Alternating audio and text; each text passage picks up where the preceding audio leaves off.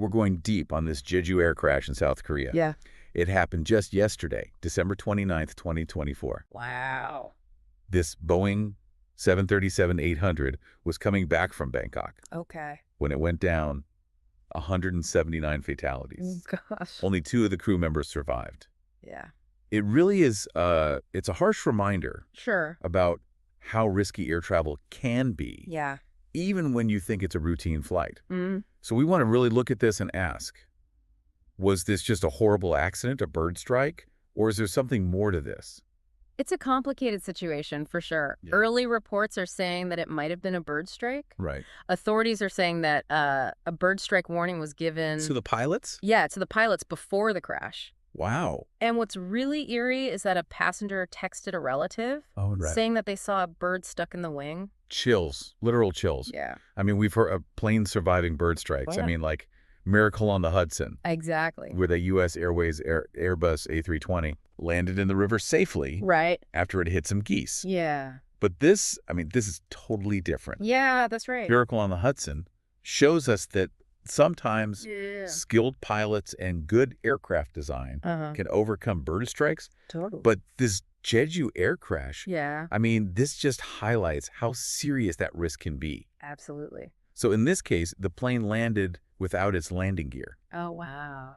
There's even video evidence of this, Hmm. which kind of makes it seem like something major happened, Right. something that stopped the pilots from being able to deploy it. Yeah, you would think so. It's like there's a missing piece of the puzzle, and it gets even more complicated Okay. because we're getting all these conflicting reports. Oh, really? Authorities are saying it might have been a bird strike and bad weather, but the CEO of the airline's denying any maintenance issues. Wow. So how do we figure this out? How do we make sense of all this? Well, that's where the black boxes come in. They're going to be really important All right. for figuring out what really caused this crash. So those are the flight and voice recorders that they got. Exactly. Those are the ones. Right. They've got tons of data, Like what?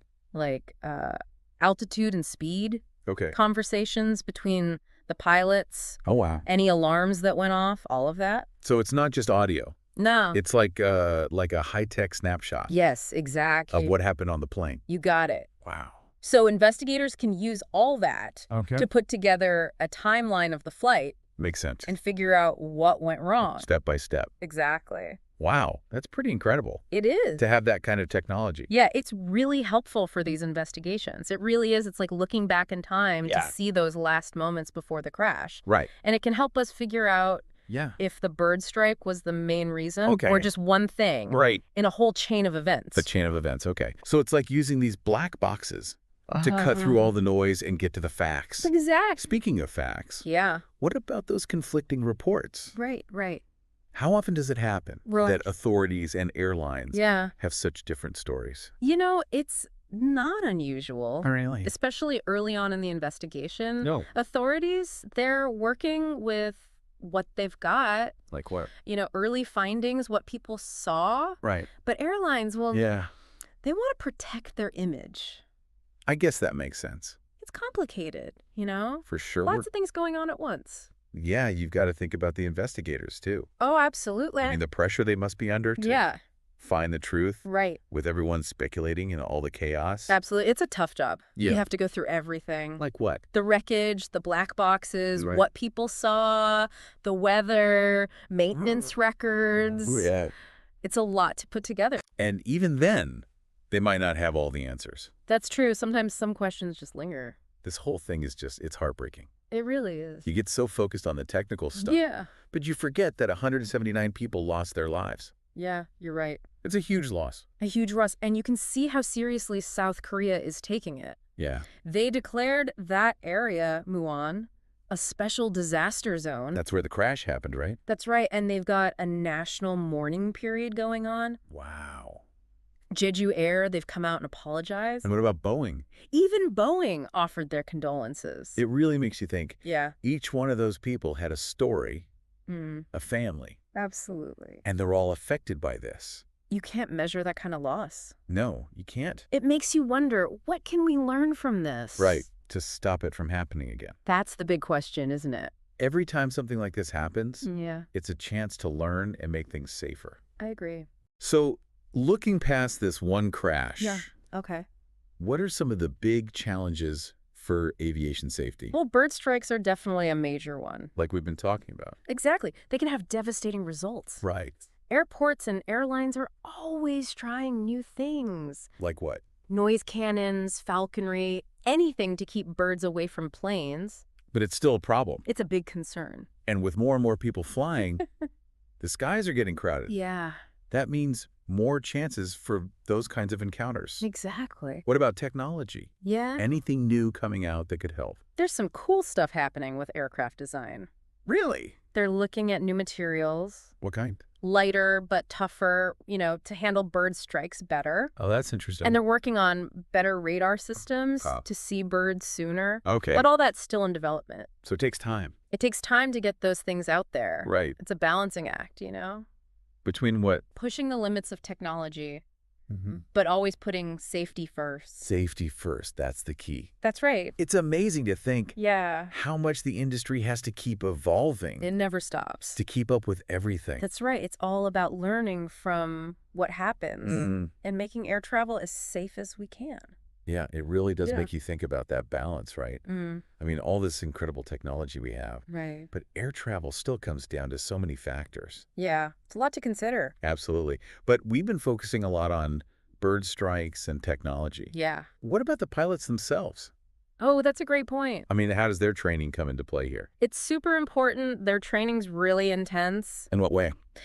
They have to learn how to handle all kinds of emergencies, Okay. like bird strikes, for instance. Wow. They're taught how to assess the situation, Okay. talk to air traffic control, make the right call. Right. When every second counts. To keep everyone safe. Right, the passengers, the crew. So it's not just about being a good pilot. No, not at all. You've got to be ready for anything. Exactly. Anything unexpected. Yeah. They have to think on their feet, Right. adapt, and fast. That makes sense. And it's not just about skills either. What do you mean?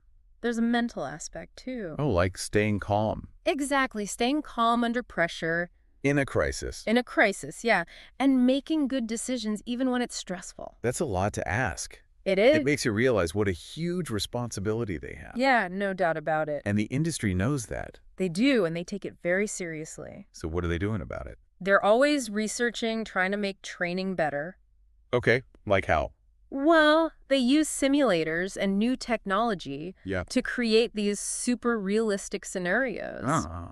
So pilots can practice and be more prepared. So even with all the technology, Mm-hmm.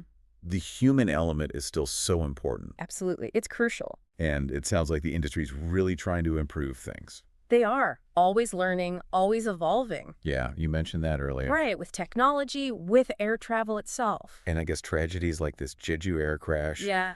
they really force everyone to take a hard look At what's in place? and see how things can be better. Exactly. And push for change. It's a tough lesson to learn, It is. but hopefully it can lead to something positive That's the hope. for the whole aviation industry. Absolutely. The ultimate goal is that everyone Everyone who gets on a plane, can feel confident. knowing they're safe. Yeah, knowing that their safety comes first. That's a good note to end on. It is. This whole deep dive has been really insightful. Yeah, I think so too.